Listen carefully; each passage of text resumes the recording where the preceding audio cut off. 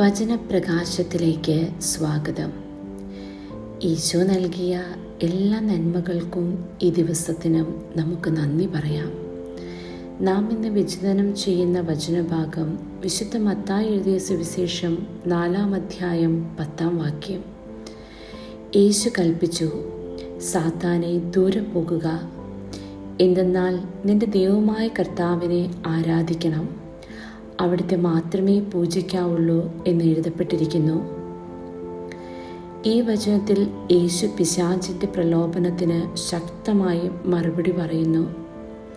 പിശാച് ലോകത്തിലെ മഹത്വം വാഗ്ദാനം ചെയ്തപ്പോൾ യേശു പറഞ്ഞു, നിന്റെ ദൈവമായ കർത്താവിനെ ആരാധിക്കണം, അവിടുത്തെ മാത്രമേ പൂജിക്കാവൂ.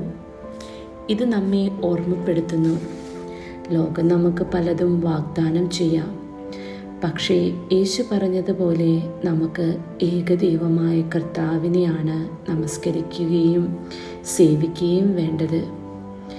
ദൈവവചനത്തിൽ ഉറച്ചു നിൽക്കണം, അതാണ് യഥാർത്ഥ വിജയം. പ്രാർത്ഥിക്കാം.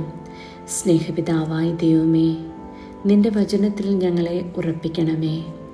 പ്രലോഭനങ്ങൾ വന്നാലും നിന്നിലുള്ള വിശ്വാസത്തിൽ നിന്ന് ഞങ്ങൾ അകലാതിരിക്കുവാൻ സഹായിക്കണമേ. എൻ്റെ മനസ്സും ഹൃദയവും നിനക്ക് മാത്രമായിരിക്കട്ടെ. ഞങ്ങൾ ലോകത്തെയല്ല, നിന്നെ മാത്രം സേവിക്കാൻ ആഗ്രഹിക്കുന്നു. ആമേൻ.